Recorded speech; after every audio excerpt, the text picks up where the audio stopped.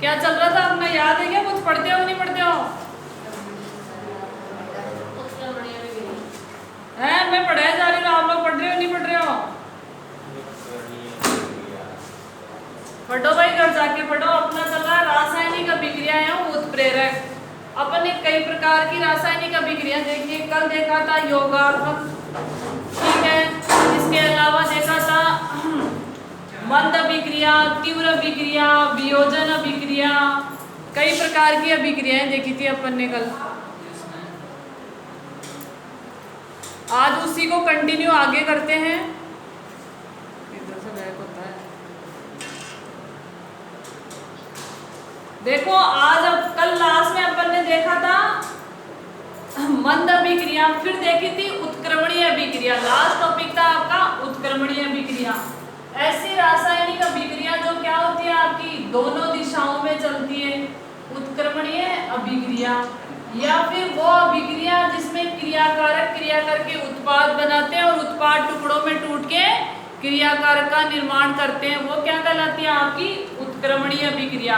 शायद ये एग्जाम्पल भी हो गया था आपके इसमें, ठीक है। अगला देखते हैं अनुत्क्रमणीय अभिक्रिया। अनुत्क्रमणीय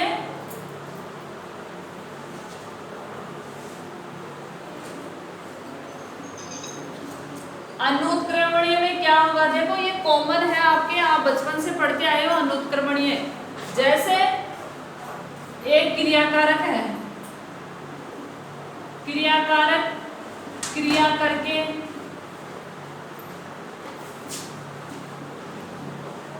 उत्पाद बनाए,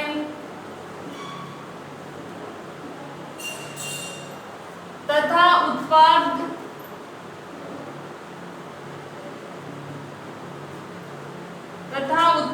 वापस क्रियाकारक नहीं बना सकता, तथा उत्पाद वापस क्रियाकारक नहीं बना सकता है। ये किसका एग्जाम्पल है आपके अनुत्क्रमणीय अभिक्रिया। इसमें क्या होगा, क्रियाकारक क्रिया करके उत्पाद बना देंगे, पर उत्पाद टुकड़ों में टूट के वापस से क्रियाकारक नहीं बना सकता। वो क्या कहलाती है आपकी अनुत्क्रमणीय अभिक्रिया। जैसे एक पॉपुलर एग्जाम्पल है जो अपन शुरू से पढ़ते आए चैप्टर में, कार्बन और ऑक्सीजन ने अभिक्रिया करके क्या बनाया, कार्बन डाइऑक्साइड। अब ये वापस टूट गई, ये नहीं बना सकती। और ये जो निशान है ये किसका है, अनुत्क्रमणीय का।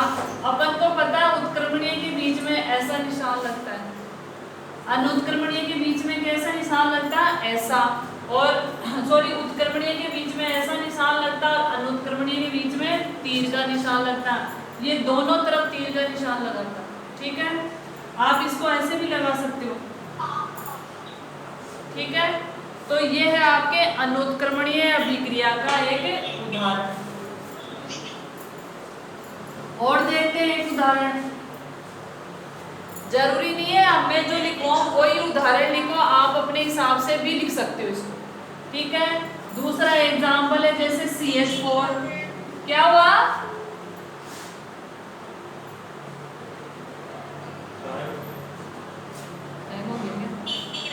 दिख रहा नहीं है, अब दिख रहा है, दिख रहा है क्या? बिल्कुल नहीं दिख रहा। थोड़ा सा पर्दा हटाओ, थोड़ा सा पर्दा हटाओ। अब दिख रहा है, बोलो। दिख रहा नहीं, किसको नहीं दिख रहा? नीतू नहीं दिख रहा क्या? नहीं दिख रहा। अब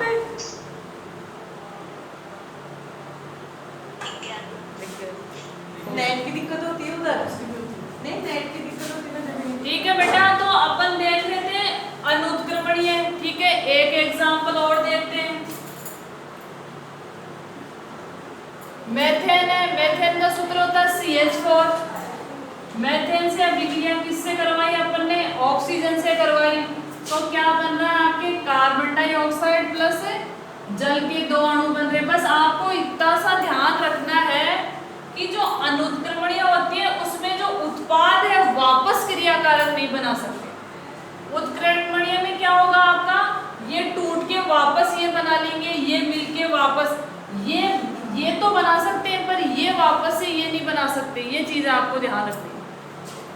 अनुत्क्रमणीय में उत्पाद वापस से क्रियाकारक नहीं बना सकते, ठीक है। ये होती है आपकी अनुत्क्रमणीय अभिक्रिया। अब ये एग्जाम्पल आप लिख दोगे और दूसरे एग्जाम्पल भी लिख सकते हो, अगर आपको याद हो तो कहीं से कोई भी एग्जाम्पल जोड़ सकते हो, पर वो सही होना चाहिए। अब एक पॉपुलर एग्जाम्पल है, इसमें सीधा पूछा जाता है, नोट करके लिख लेना इसको। जो रक्त होता है उसमें क्या पाया जाता है? रक्त में हीमोग्लोबिन द्वारा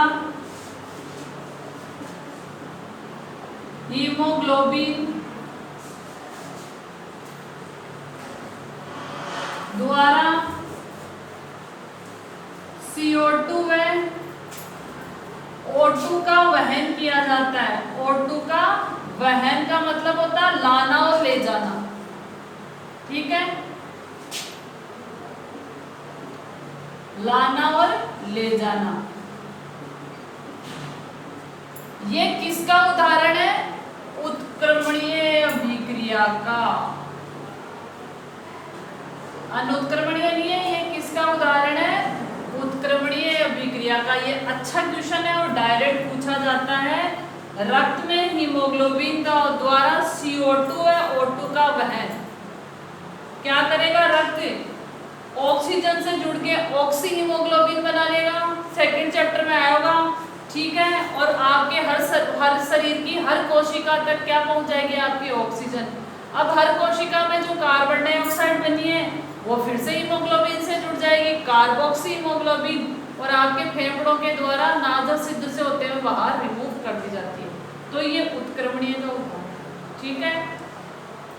तो अपने बहुत से प्रकार की अभिक्रियाएं देखी, उत्क्रमणीय, अनुत्क्रमणीय, योगात्मक है, ठीक है। इसके अलावा दहन अभिक्रिया, बहुत सारे एग्जाम्पल्स देखे। तो आपके डायरेक्ट क्वेश्चन बन सकता है, या उदाहरण से पूछ सकता है, या समझाने की विधि से पूछ सकता है। अब वेरी वेरी इंपॉर्टेंट, ऑक्सीकरण अपचयन। ऑक्सीकरण और अपचयन क्या होता है? तो अलग अलग तरीके से इनकी परिभाषा दी गई है। दो शब्द लिखती हूं, ऑक्सीकरण और अपचयन। ऑक्सीकरण और अपचयन, ठीक है। अब इसकी अलग अलग परिभाषा दी गई है ऑक्सीकरण और अपचयन की, ठीक है। कोई बोल रहा है हाइड्रोजन निकल रही है तो अपचयन हो रहा है, कोई बोल रहा है ऑक्सीजन जुड़ रही है तो ऑक्सीकरण हो रहा है। तो 3, 4, 5 तरीके से दे रखी है परिभाषाएं, वो आपको सब चीजें ध्यान रखनी है, ठीक है। तो पहला प्रकार देख रहे हैं ऑक्सीजन के संयोजन व वियोजन से। ऑक्सीकरण अपचयन की पहली परिभाषा है ऑक्सीजन के संयोजन या वियोजन से, संयोजन व वियोजन के आधार पर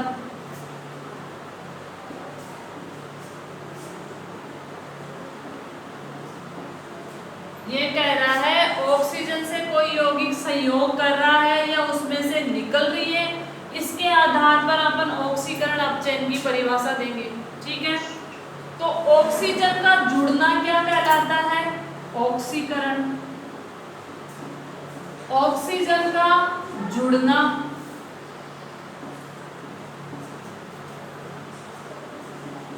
ऑक्सीकरण। अगर किसी यौगिक में ऑक्सीजन जुड़ रही है तो वो क्या हो जाएगा? आपका ऑक्सीकरण। जैसे मेरे पास क्या था? मैग्नीशियम का फीता था, मैंने इसमें ऑक्सीजन जोड़ दी और क्या बन गया? 2MgO। तो ये यहाँ क्या हो गया? मैग्नीशियम का ऑक्सीकरण हो गया। दोबारा से देखो, ऑक्सीकरण अपचयन की अपन किसके आधार पर परिभाषा निकाल रहे हैं? या तो ऑक्सीजन का संयोजन हो रहा है या वियोजन हो रहा है। तो इस आधार पर ऑक्सीजन का जुड़ना क्या कहला रहा है? आपका ऑक्सीकरण। अगर किसी तत्व में ऑक्सीजन जुड़ गई तो उसका क्या हो गया? आपका ऑक्सीकरण हो गया। सिंपल सी बात है, किसी तत्व में ये ऑक्सीजन जुड़ गई तो ऑक्सीकरण हो गया। दूसरा है आपका अपचयन। अब कैसे निकालोगे? हट गई तो क्या हो जाएगा? अपचयन। अपचयन को कैसे परिभाषित करोगे? ऑक्सीजन का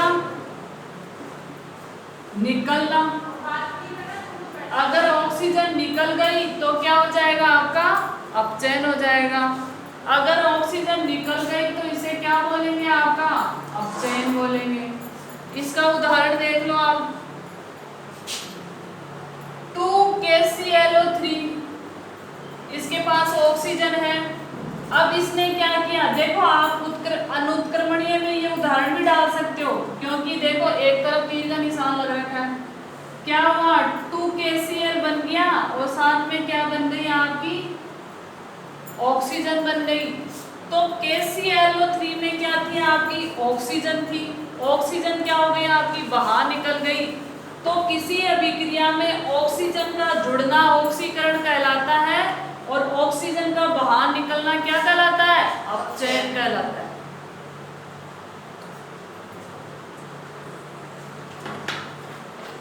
ये किस आधार पे थी? संयोजन या वियोजन। संयोजन यानी जुड़ना, वियोजन यानी निकलना। इस आधार पे अपन ने ऑक्सीकरण अपचयन की परिभाषा दी। अब अगला आधार देखते हैं, अगला आधार कौन सा है?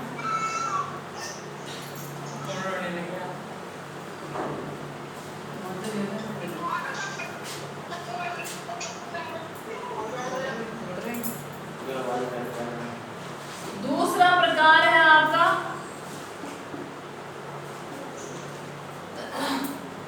हाइड्रोजन के संयोग व वियोग के आधार पर, या संयोजन लिख लो।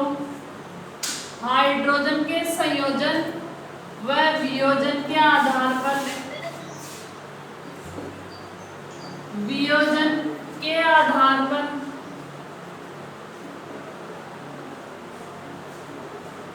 ऑक्सीकरण अपचयन को कैसे परिभाषित करेंगे? अगर हाइड्रोजन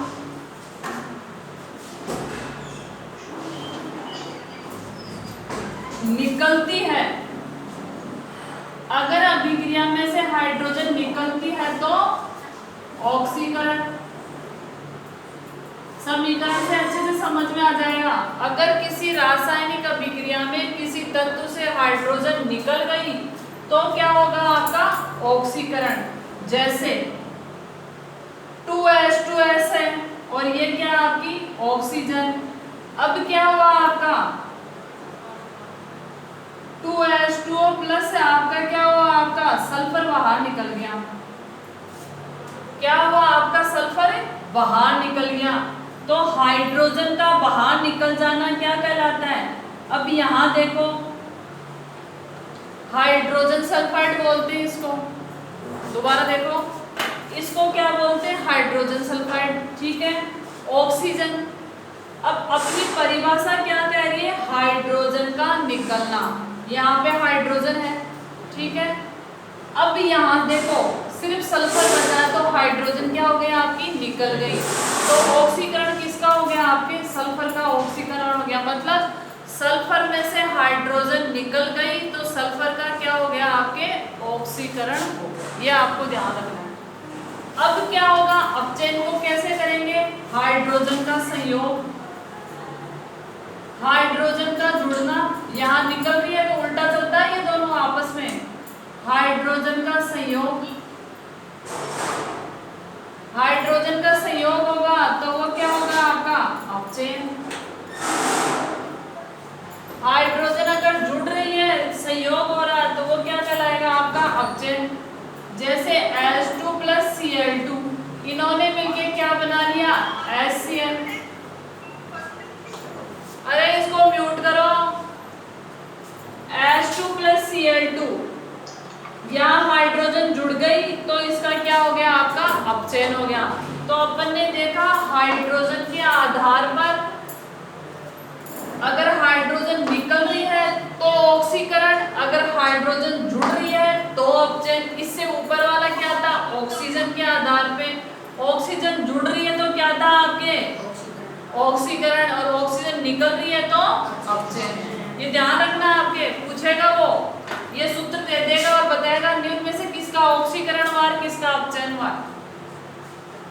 ऐसा क्वेश्चन आता है। अभी 3-4 टाइप से देखेंगे। तो 2 प्रकार देखे, हाइड्रोजन और ऑक्सीजन के आधार पे। अब तीसरा देखते हैं किस आधार पे अपन ने ऑक्सीकरण अपचयन को परिभाषित किया है। तीसरा प्रकार है विद्युत धनी तत्व के आधार पर। तीसरा है आपका विद्युत धनी तत्व के आधार पर।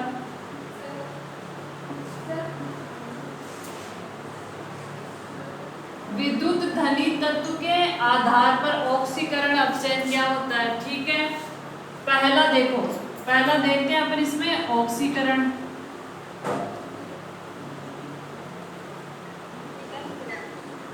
देखो एक चीज ध्यान रखना, जो ऑक्सीकरण अपचयन होता है वो साथ साथ चलते हैं। बिना ऑक्सीकरण के अपचयन नहीं हो सकता और बिना अपचयन के ऑक्सीकरण नहीं हो सकता। आपस में उल्टे चलते हैं, एक देगा तो दूसरा लेगा, दूसरा दे रहा है तो एक ले लेगा। तो आपस में ये दोनों क्रियाएं साथ साथ चलती है। ऑक्सीकरण और अपचयन हमेशा साथ साथ चलते हैं। इन दोनों को सम्मिलित रूप से क्या कहते हैं, रेडॉक्स अभिक्रिया, जो अपन आगे पढ़ेंगे। ठीक है, तो ऑक्सीकरण विद्युत धनी तत्व के आधार पर ऑक्सीकरण को कैसे परिभाषित करेंगे। विद्युत धनी तत्व का निकलना या निष्कासन। अगर विद्युत धनी तत्व निकल रहा है अभिक्रिया में तो उसका क्या हो जाएगा आपका ऑक्सीकरण। जैसे 2H2S प्लस Cl2 धनी समझते हो, जिसपे धनावेश हो। ठीक है, अब क्या हुआ आपका, क्या बन गया 2HCl प्लस सल्फर आपका अलग हो गया। तो जो विद्युत धनी तत्व था उसका क्या हो गया, आपके निष्कासन हो गया, निकल गया। इसलिए इसका क्या, अरे इसको म्यूट करो। विद्युत धनी तत्व अगर अभिक्रिया से निकल रहा है तो उसका क्या हो रहा है, आपका ऑक्सीकरण हो रहा है। उसका क्या हो रहा है, आपका ऑक्सीकरण हो रहा है। अगर विद्युत धनी तत्व जुड़ रहा है तो उसका क्या हो जाएगा, अपचयन।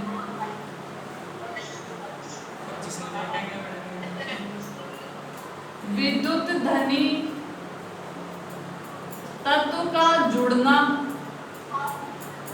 अगर विद्युत धनी तत्व जुड़ जाएगा तो वो क्या हो जाएगा आपका अपचयन। विद्युत धनी तत्व अगर जुड़ गया तो वो क्या कहलाएगा आपका अपचयन।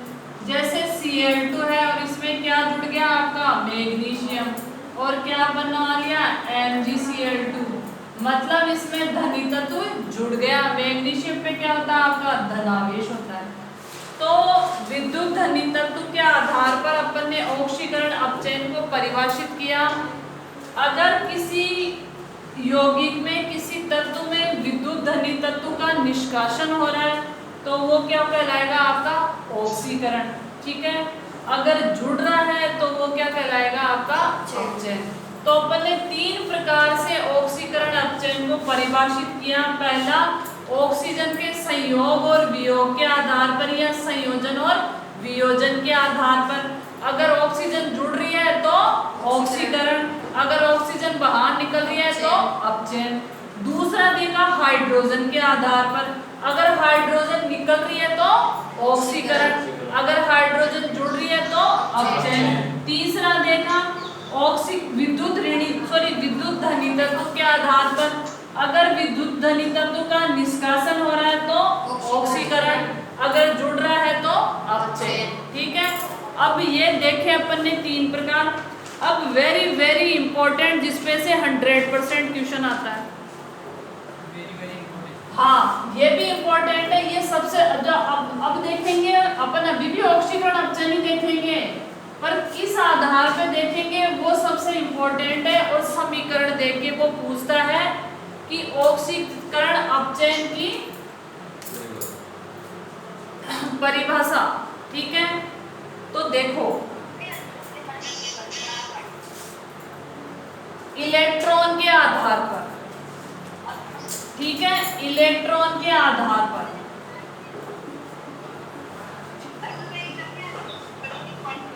इलेक्ट्रॉन के आधार पर ऑक्सीकरण अपचयन।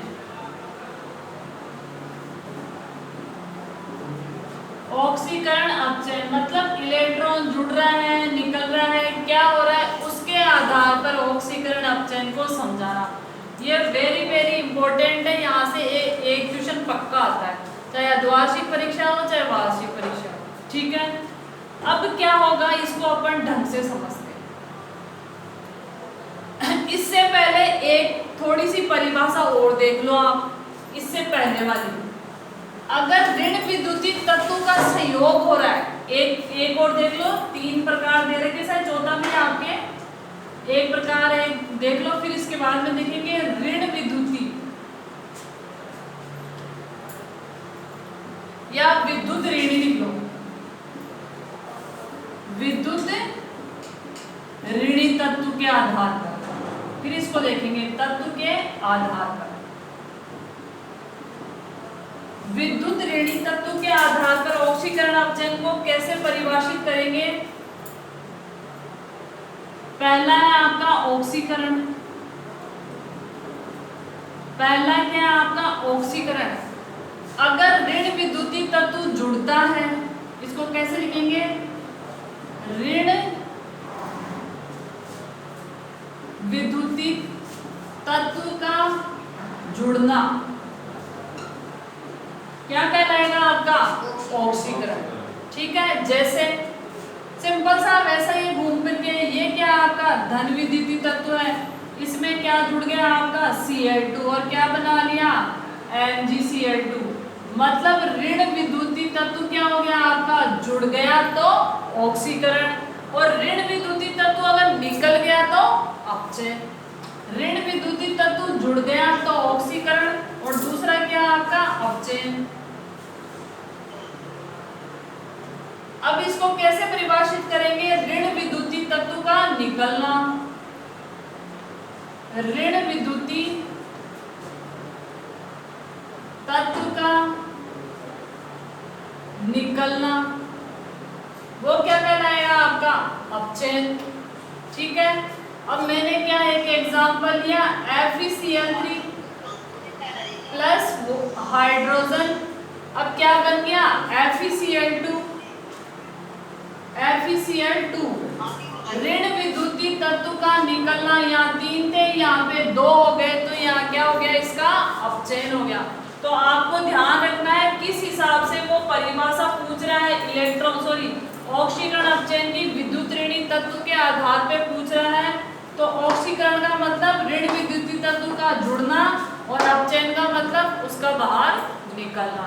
अब देखते हैं अपन इलेक्ट्रॉन के आधार पर, ये सबसे ज्यादा इंपॉर्टेंट है। मोस्ट लिख लो इसके आगे,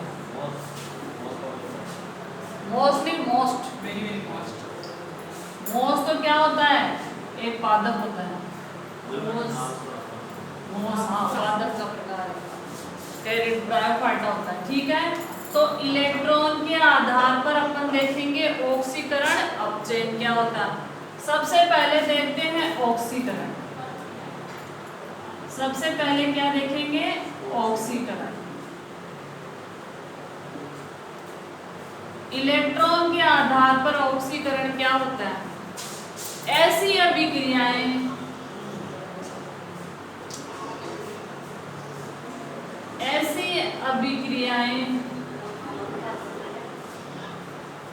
जिनमें तत्व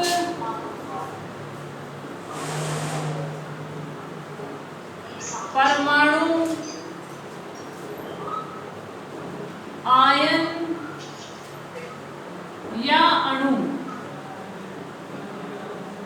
क्या कह रहा है, ऐसी अभिक्रियाएं जिनमें तत्व परमाणु अणु या आयन या अणु इलेक्ट्रॉन त्यागते हैं,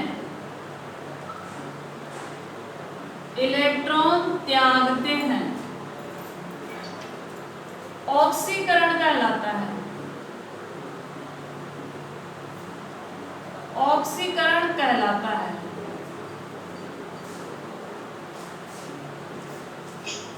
क्या कह रहा है?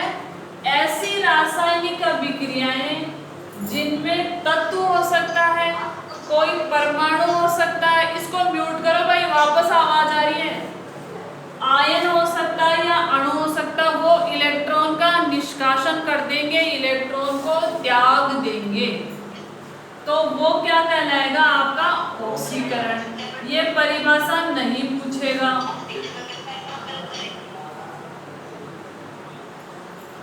ऑक्सीकरण का तात्पर्य क्या है?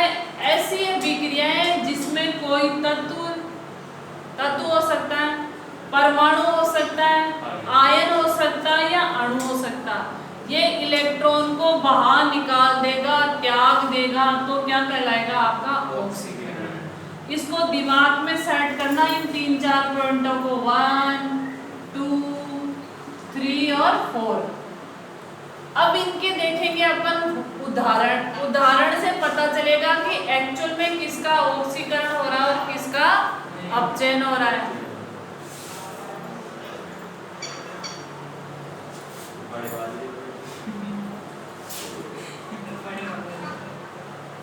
हाँ बोलो, क्या पूछ रहे हो?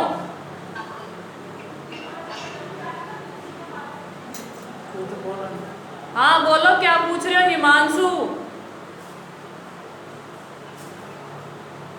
अरे बोलो तो सही। अब हाथ तो भर दिया, बोल रहा कुछ है नहीं, ट्रायल मार रहा दिखा, हाथ से जाता है नहीं कुछ।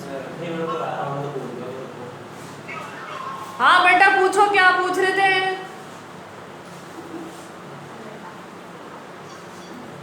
हिमांशु क्या पूछ रहे हो?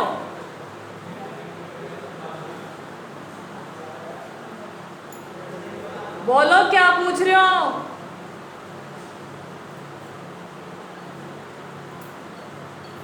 ले रहे तो देखो, जैसे सोडियम है, ठीक है, सोडियम ने क्या किया? अपन ने 3-4 शब्द लिखे थे यहाँ, तत्व, परमाणु, अणु और आयन। ये तीनों चारों क्या करेंगे? इलेक्ट्रॉन का त्याग करेंगे, इलेक्ट्रॉन को बाहर निकाल देंगे, तो क्या कहेंगे? इनका ऑक्सीकरण हो गया। अब देखो, सोडियम क्या है? आपका एक तत्व है, सबको पता है। सोडियम ने क्या किया? एक इलेक्ट्रॉन निकाल दिया। जब भी इलेक्ट्रॉन निकलता है तो प्लस आवेश आता है। ये 9th में मैंने पढ़ाया था आपको अच्छे से। जब भी इलेक्ट्रॉन निकलेगा तो कौन सा आवेश आएगा? आपके प्लस आवेश आएगा। ये देखो, तो सोडियम का क्या हो गया? आपके ऑक्सीकरण हो गया। क्यों? क्योंकि उसने एक इलेक्ट्रॉन त्याग दिया। दूसरा देखते हैं अपन, ये आयन का उदाहरण है, Fe2 फेरस आयन, ठीक है। अब इसने क्या किया? इलेक्ट्रॉन त्याग देगा। तो जब भी इलेक्ट्रॉन त्यागते हैं तो धनावेश में क्या हो जाती है? आपकी वृद्धि हो जाती है।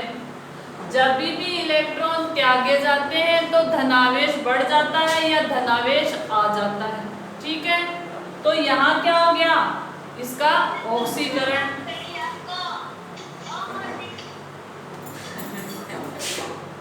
अब देखो, ये है आपका Cl, इस पे क्या है? आपका माइनस आवेश। अब इसने क्या किया? इलेक्ट्रॉन त्याग दिया, इलेक्ट्रॉन त्याग दिया, तो ये क्या बन गया? आपके क्लोराइड आयन। तो आपको दिमाग में ये सेट कर लेना है, माइंड में ये सेट कर लेना है, अगर इलेक्ट्रॉन निकल रहे हैं, इलेक्ट्रॉन रिमूव हो रहे हैं, तो उसका क्या हो रहा है? आप कह रहे भाई इसको बंद कर दो,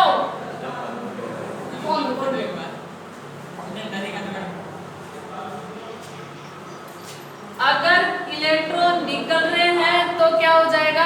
ऑक्सीकरण। जैसे सोडियम का परमाणु है, एक इलेक्ट्रॉन निकल गया, धनावेश आ गया। ये आयन है, इससे एक इलेक्ट्रॉन निकल गया, तो इस पे क्या हुआ? 2 से 3 हो गया, ठीक है, मतलब धनावेश में वृद्धि हो गई। यहाँ क्या था? क्लोराइड आयन था, ठीक है, 2 इलेक्ट्रॉन निकल दिया और क्या बन गया? आपका Cl2 बन गया। तो ये है इलेक्ट्रॉन के आधार पर ऑक्सीकरण की परिभाषा, इसको माइंड में सेट कर लेनी है। वो ऐसे देगा, बताइए किसका ऑक्सीकरण हुआ है। परिभाषा नहीं पूछेगा, सबको आती है, ठीक है। परिभाषा नहीं पूछेगा, वो पूछेगा निम्न में से किसका ऑक्सीकरण हुआ है और किसका अपचयन हुआ है। ऐसा क्वेश्चन आता है एग्जाम में। डायरेक्ट परिभाषा बिल्कुल नहीं आती है, ऑक्सीकरण और अपचयन को पूछेगा। बाकी अपन कल देखेंगे। Thank you. और एक क्या करोगे आप,